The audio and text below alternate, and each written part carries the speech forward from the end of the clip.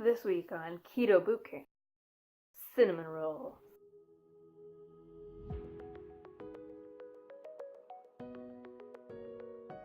I wanted to compare Fathead dough versus something more floury.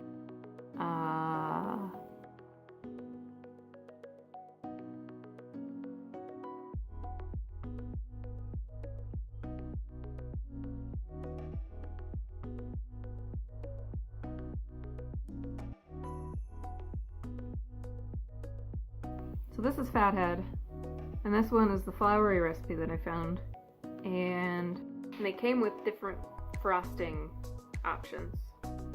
So this Fathead one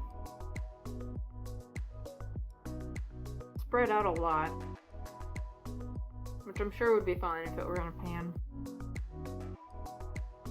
It's okay. It's better with the frosting. It's just well, it's kind of cheesy.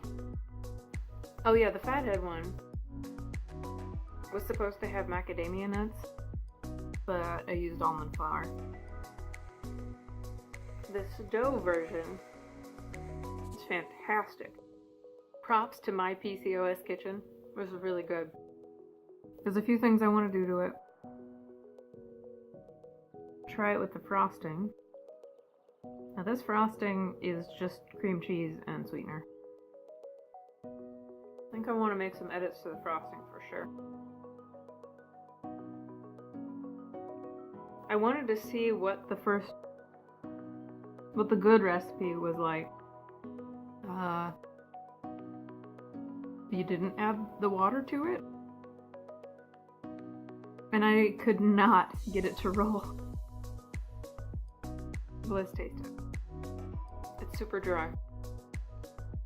What I've also done is added the brown sugar substitute to everything. I'm not even gonna bother with that one.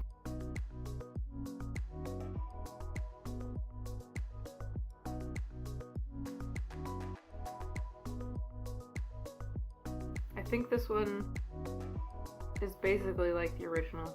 The biggest problem I had with the original is that it didn't have enough cinnamon and sugar in it. But what I found with this one is that the erythritol on the inside doesn't melt in very well. So we'll probably have to powder that. I made my own version of frosting.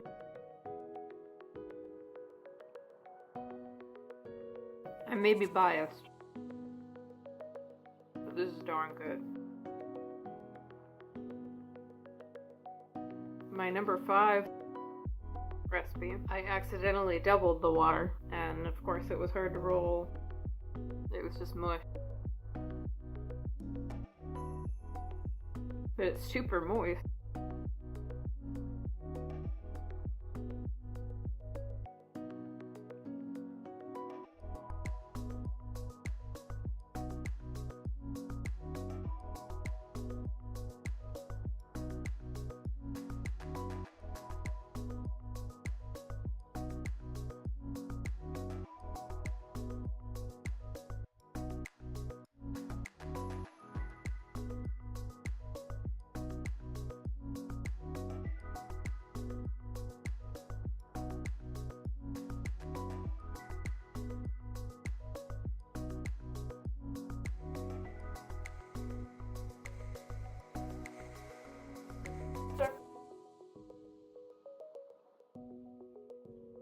I wanted to make it with measuring sizes that most people use.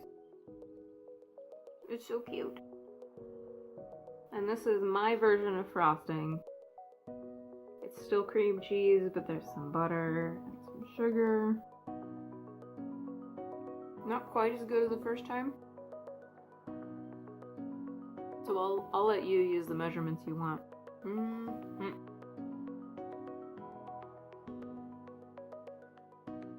I've got a lovely bunch of bouquet nuts. Big bows, small bows, some as big as your head. First we're going to make our brown sugar substitute by blending 3/4 of a cup erythritol until a fine powder. Reserve 2 tablespoons for later. And then mix in 3/4 of a teaspoon mapeline or maple extract and 3/4 teaspoon stevia.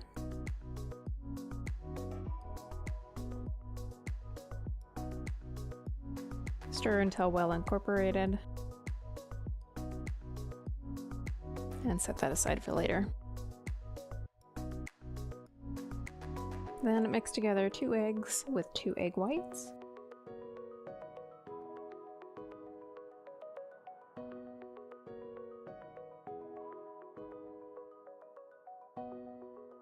And 2 tablespoons of heavy cream.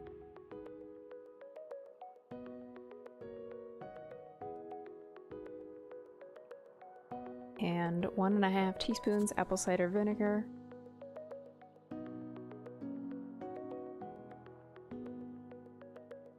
In a separate bowl, mix together 1 cup almond flour, 1/4 cup coconut flour, 1 teaspoon baking powder, 1/4 teaspoon cinnamon, 1 tablespoon psyllium husk powder, 1/8 teaspoon baking soda, and 4 tablespoons of the brown sugar blend you just made.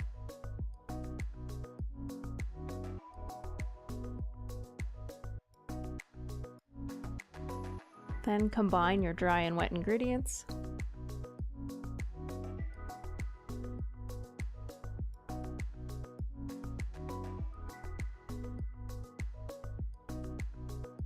Add 6 tablespoons of boiling water, and I've included grams measurements because they're more exact.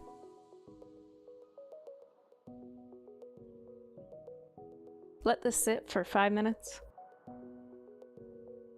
Meanwhile, do your cinnamon sugar blend by adding 1 tablespoon cinnamon with 6 tablespoons of the brown sugar blend you just made. Should be the rest of it. Stir that together until fully incorporated. Meanwhile, cream together 4 tablespoons room temperature cream cheese with 1 tablespoon room temperature butter.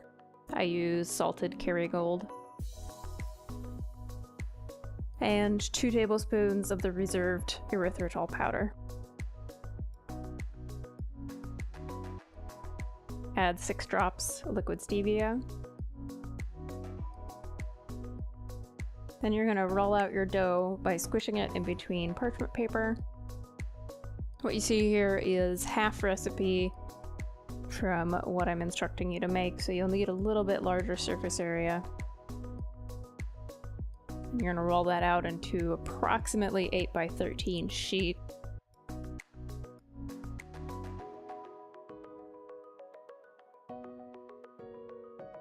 Carefully remove the parchment paper. Melt 4 tablespoons of butter and brush that onto the surface of the dough.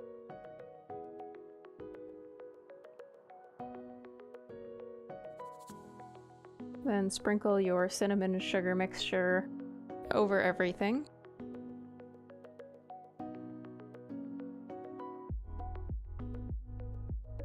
And carefully roll up the dough with the parchment paper. You may need to use a butter knife or your hands to get it off.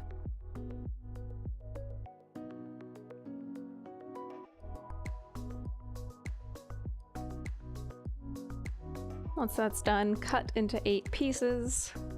Make sure that the height is shorter than the width. Place into muffin cups or in an 8 by 8 pan. Make sure your oven is preheated to 350 degrees.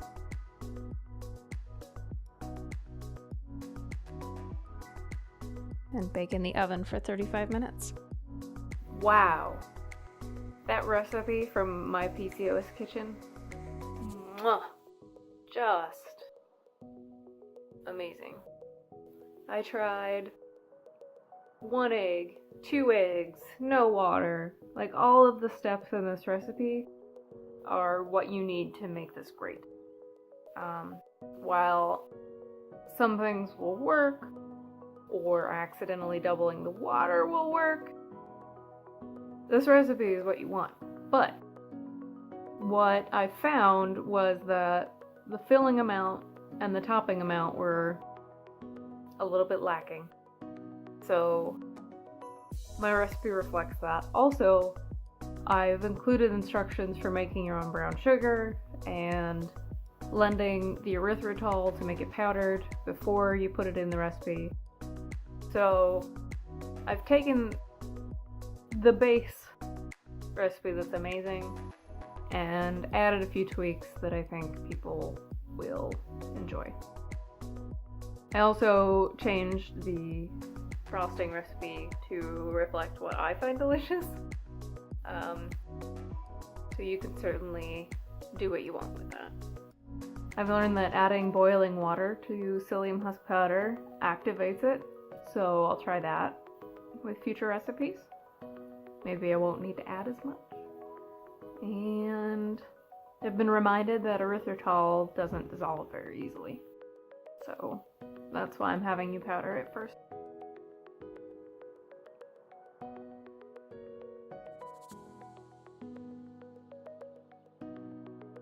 If you're interested in trying this yourself, check out the show notes below. And if there's a recipe that you'd like to see me try next, leave a comment too. Thank you.